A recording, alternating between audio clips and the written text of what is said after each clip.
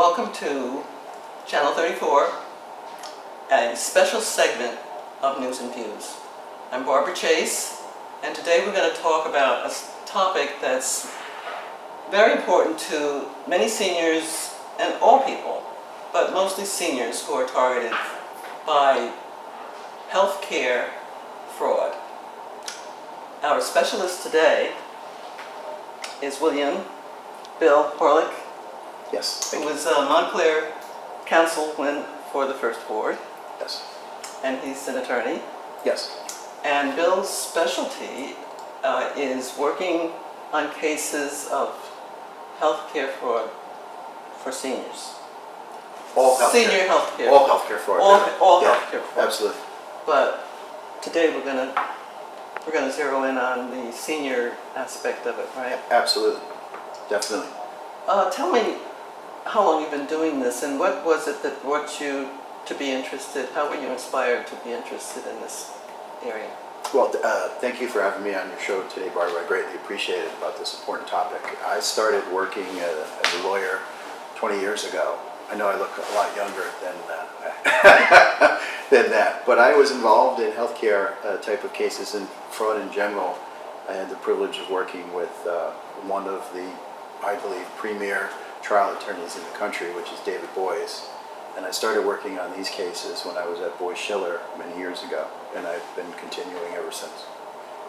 So you've been doing it for a while, Yes. and I'm sure that you have covered some very interesting cases. We have. What are the most prevalent cases or situations that you found yourself covering, working with in this project? Unfortunately, fraud is a booming business, as we say, and it impacts many segments of our economy. Most prevalent is the healthcare segment. Type of cases I work on are what we call False Claims Act. And False Claims Act is a federal statute that goes back to 1863 during the Civil War. The Union Army was receiving shoddy material, shoes that disintegrated when the soldiers marched, guns that didn't fire, broken down mules, things of that nature. So in 1863, Congress enacted what's called the False Claims Act, also known as Lincoln's Law. And it essentially allows individuals who have discovered fraud or improper conduct occurring where government dollars are involved to bring a case. It's a long Latin phrase. Essentially, they're called quitam suits. And it basically says he or she who brings a lawsuit on behalf of the government, a whistleblower, is allowed to partake, if there are fruits as a result of the suit, partake in the fruits of that suit. New Jersey followed the government's lead, if you will, and in 2008, the state of New Jersey also enacted a False Claims Act at the state level for state dollars that are involved. So the types of cases that we see in my practice over the many years with the healthcare fraud deal with Medicare, Medicaid, TRICARE, which is the government aspect of military of healthcare, and the Federal Employees Health Benefit Program, which is for the civilian employees. The key to the statutes for these type of crimes to be brought to justice under this particular form, this particular law, is for there to be government dollars involved. So there has to be a government dollar involved. Right. All of these programs implicate government funds. So we have seen the gambit of schemes, improper conduct, however you want to categorize it, and we can talk about some of those today. Lots of government dollars flowing into big pharma and Many programs. Medicare and Sure. and Medicaid. the hands are out Yes. with reasons to get more than they're entitled to. Is that kind of? And it's a big problem because we hear all the time, why is healthcare so expensive? Why does it keep going up so much every year? That's a big question. It is. Very much so, and it's a good question, and it's one that needs to be asked more, I think, quite frankly. For 13 years, I was adjunct professor at Seton Hall Law School. One of the classes I taught was healthcare law. So we talked about these types of topics. And unfortunately, the healthcare economy in particular, depending on what report you read, the FBI has their financial crime statistic report that comes out every year. anywhere from 3 to 10% of the healthcare economy is subject to waste, fraud, and abuse. That's outrageous. It's ridiculously high. In addition, we're operating under a new phenomena that has come up recently, and it's impacted everyone, government sector, private sector, what have you, where if you go to get a Band-Aid, let's just say hypothetically, on December 31st, that Band-Aid is going to cost you $2.50. If you go For one Band-Aid. January 1st now, that Band-Aid is going to go up by so much percent. So instead of it being $2.50 now, like it was one day, just because it's January 1st, the price is going to go up. It could be $3 now, whatever. The problem that you have, those types of incremental increases, They go on and on. they go on and on, year after year, and just because it's a new year.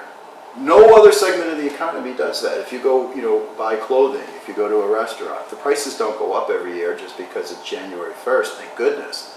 But for some reason, the healthcare portion of our economy has gotten locked into the system. And we see this on many of the different boards and committees that I serve on, where at the municipal level, or in my private law practice, where our healthcare premiums are going to go up. So it doesn't have anything to do with federal or state fiscal years. It's a calendar year, and that's what's used for Yes. their increases in. Yes. Well, that's an exorbitant price, and I think we've all become aware of it, having been treated by people in the medical field or in the hospital. Sure. When we get that statement, that bill, and we see what they're charging us for Yes. things like one Band-Aid or something that we don't recognize exactly what it means, but it could be something like one Band-Aid, bring your own Band-Aid. Yes. Kind of thing. And they won't let you, like most places, No, if they you go to a won't. restaurant, right? You can't bring your own food or whatever. But that's there's a word for it, and I've been fishing for that word for a long time. And it's a problem, and again, just because it goes from December 31st of the last year to January 1st of the next year, we shouldn't get hit with a price increase all the time. Right. It's unsustainable on so many different levels. And we see it in the municipal government, like I said, and we also see it in the private sector. For my law firm, I'm a managing partner of our firm. Those are real decisions we have to make every year about the level of benefits that we can provide to our employees. It's a real problem, and if you talk to most organizations, anywhere from 80 to 85% of the budgets now are for people. That's important. People are important. We have to make sure they have health care, retirement, what have you. However, that's a zero-sum game. The pie is only so big. I can't go past 100%. And if I'm already at 81% and then I get hit now with another increase next year for my healthcare expenditure, now my pie goes to 82% or 83%. I don't have money to buy pens, or if it's a school buses, or if it's a town, trucks, things of that nature. So it's a real crisis, and I'm surprised that we haven't done more as a society to get a handle on this. And I'm hoping more attention through these types of avenues like we have here today will help towards that end. Well, the crisis that hits the senior population is what we hear about seniors having to make the decision about whether to get their blood pressure medication or their heart medication, or whether they should buy food or pay their electric bill.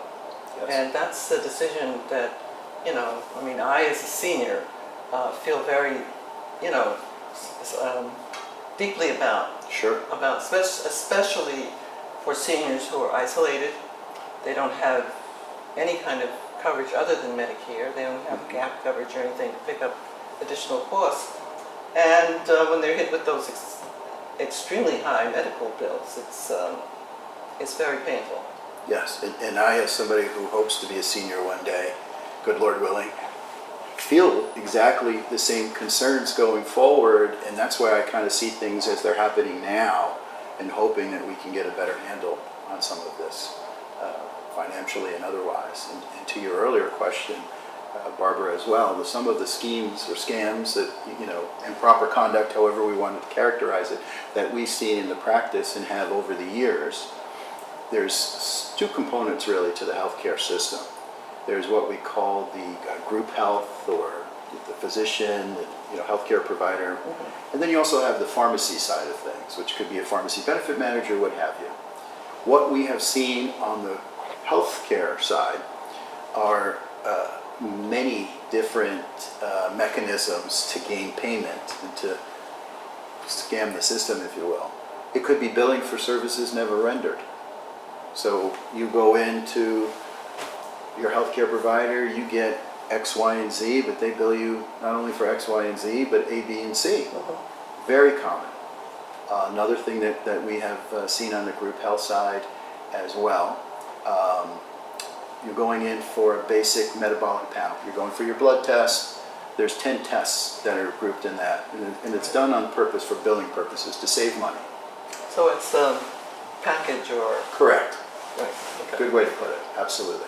Those 10 tests, now that could be potassium, it could be cholesterol, what we would consider Right. your basic metabolic panel. And there's a flat fee that's supposed to be associated in what they call it's called CPT codes, current procedural terminology codes, and it's the way that the healthcare system goes. You'll see sometimes, so that, let's just say hypothetically, that test is supposed to cost you $70. A healthcare provider can pull one of those 10 tests out, bill you individually for the 9, and that test now is going to cost $300. Now, you're going to be billed for 9 Individually, as opposed to 10 in a individual- group. for individual costs. Correct. And the one that got pulled out is not done. It's not done. So not only is the billing a little improper, shall we say, but you also may not be getting a test that you might need. Potassium, That was my what question. have you. Right. Exactly. That was my question. So that's something that we've seen. Another area that's problematic is what we call upcoding. So you're going to your healthcare provider, you're going for your yearly physical. Healthcare provider sees you, makes notes, fills out the paperwork for the billing department. Instead of saying that I saw you for a physical, I'm going to say I saw you for a follow-up for an advanced infection. So now I get a higher spend as the provider, reimbursement, and that's another area that we've seen where there's been problems. Well, some follow-ups only take 5 minutes. And then there's that as well. The quote follow-up is Only take 5 minutes. it really a They're follow-up? going to take a look at it and say, Yeah. well, that looks Yeah. like much better and you're going to be fine and, Yes. goodbye. But under those They don't for that. CPT codes that we just talked about, it'll be reimbursed at a higher amount than just a physical. So that's another area that has to be looked at. What about, say you're hospitalized and your primary physician is, you're under his care and he's got an associate working in his, and he asks him to stop in and check on you. We've seen a lot of different scenarios, if you will.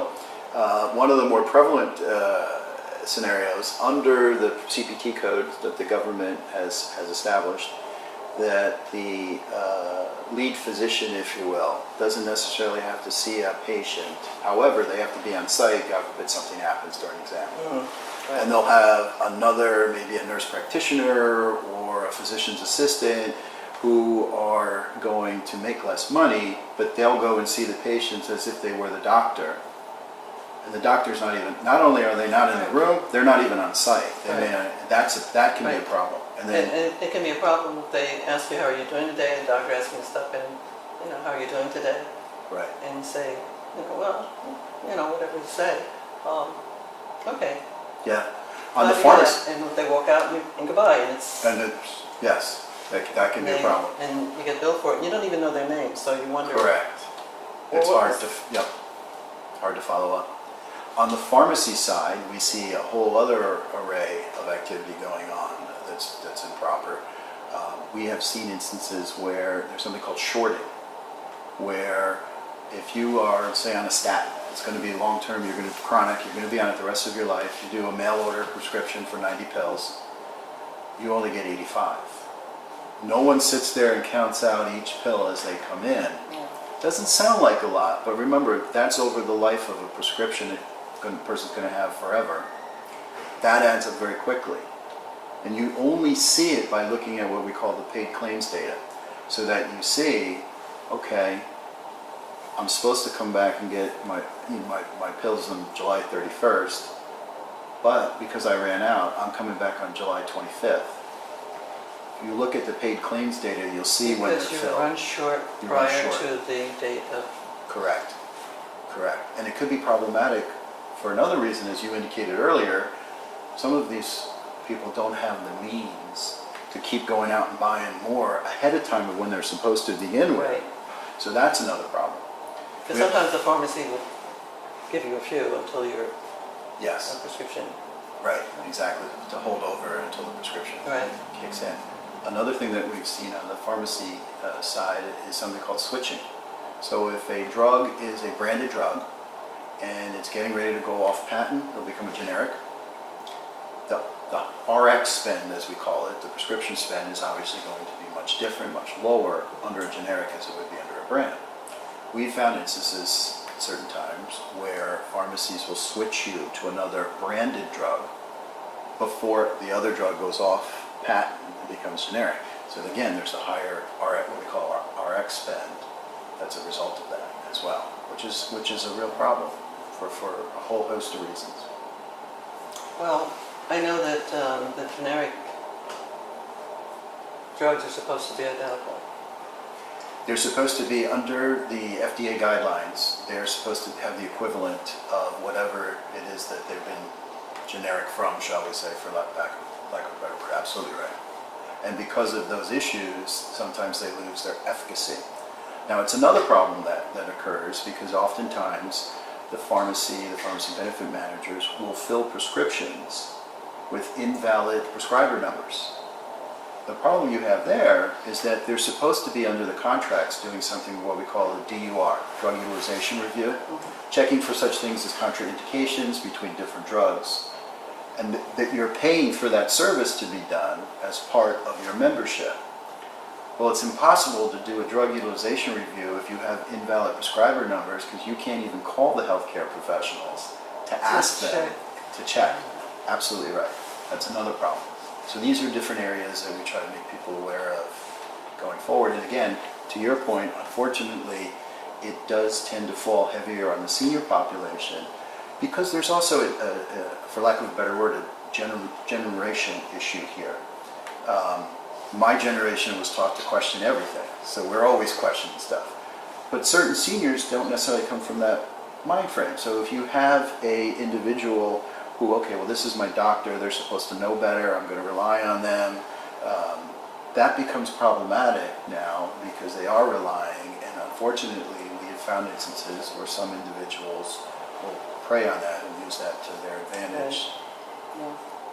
Well, with the generic medications, I'm a prime example of generic medications having side effects that can be devastating. Mm-hmm. And sometimes you don't know that the generic medication that you are picking up at this point in your medication that you've been getting on a regular basis Sure. has changed until you start having symptoms that are not, and I think one of the issues with that is that not everyone realizes or reads the contraindications and the side effects on the medication that they're taking, Sure. and to match them up with whatever symptoms that that are affecting them. Sure. That's a real situation. That's a real problem that I think should be absolutely, because I know that they say that because the drug is the same Mm-hmm. and the amount of the drug is the same, so it's the fillers that they use to manufacture it, Sure. to color it or whatever, are different. Yes.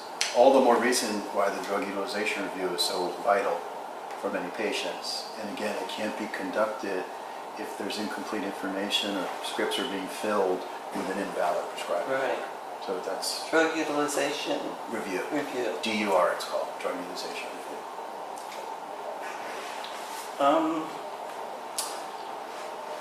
How often are they caught or stopped, or what does it look like out there with being able to zero in on this and do something about it? Unfortunately, not good for the side of trying to correct this behavior from occurring in the future. There are hotlines. It's a lot like what we see now on the national security level. You see something, say something. If you uncover questionable conduct, whether it be on the pharmacy side or on your healthcare side, it's important to bring that to the right people's attention. The state of New Jersey has a Medicaid fraud hotline that you can call. The Health and Human Service Department at the federal level also has a hotline that you can call, as does CMS, the Center for Medicare and Medicaid Services, also based out of Washington, as well. Unfortunately, a lot of people don't know what to look for. That's one of the reasons I think it was so important, and I thank you again for having me this afternoon. I'd like to see those sources on the bottom of our screen so that We could definitely get that we'll for be you. able to pick that up. Sure. And once you report it, there's an investigation that will occur. The problem that you have a lot of the times, though, resources are such that once it's even reported, sometimes it's hard to get the correct either state or federal investigators, prosecutors involved. This is something that I deal with almost on a daily basis with a lot of my cases, unfortunately. But again, I think if the trend is to get people to get out there, to have this more prevalently known that this is occurring, what to look for, I think that goes a long way to getting us on the path to eventually getting us corrected, because we can't afford it, unfortunately. No. We really Well, can't. that was going to be one of my questions, because I'm wondering, how do we get this basic information and all of its offspring out there to the seniors so that they understand it, and that they understand that we understand, we have options, and that they can be resolved. And if they're resolved, what is the penalty? So those are two questions. How do we get it out there? Well, what you're doing, you do presentations to groups. I do. And what you're doing, quite frankly, having a show like this where we're reaching people in the community is huge. This doesn't happen all the time, so thank you. This is a first step.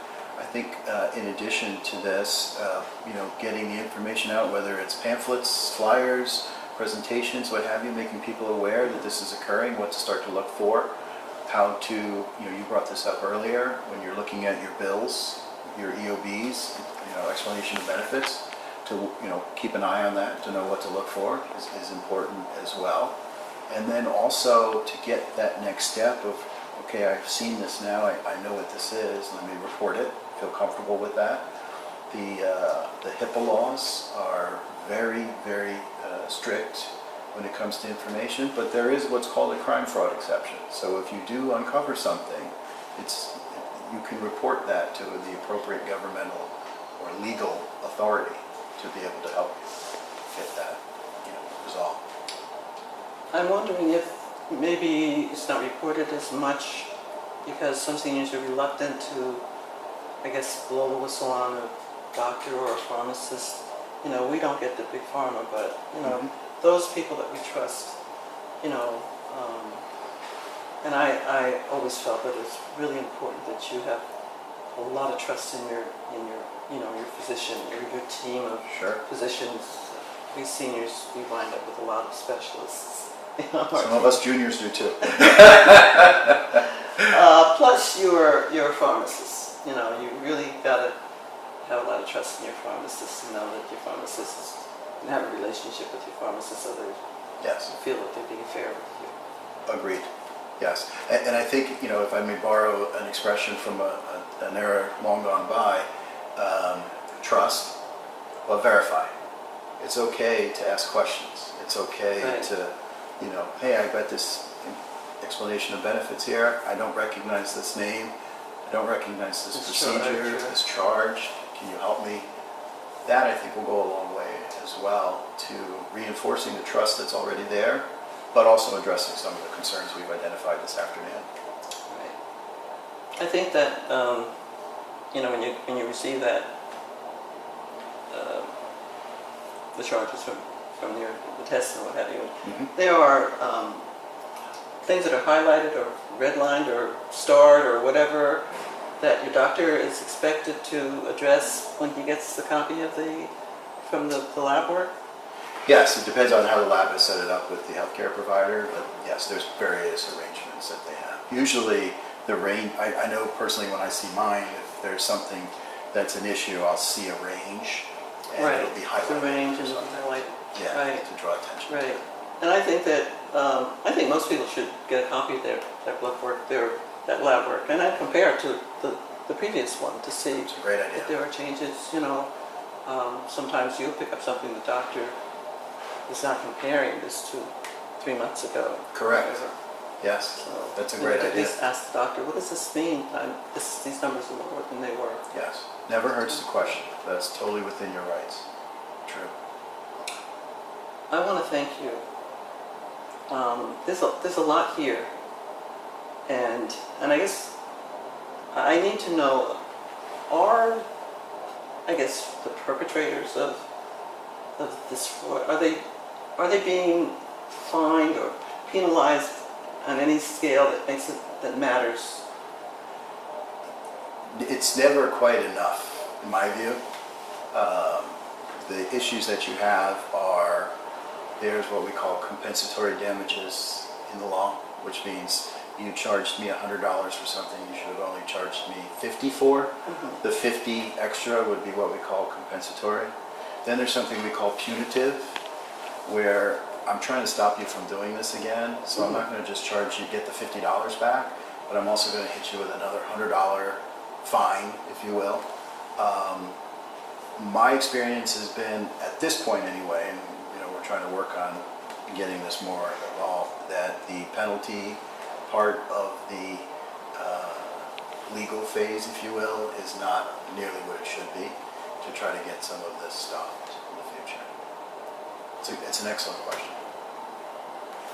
Bill, thanks an awful lot for taking the time to put all this out there for us, because there are so many of us seniors that really don't know what's happening, and on the large scale it's happening. And I'm hoping that this will help us to be able to get a fair shake with this. There were a couple of other things that I wanted to ask you, but we've run out of time. Sure. But I know that you mentioned the durable power of attorney Right. and the living will.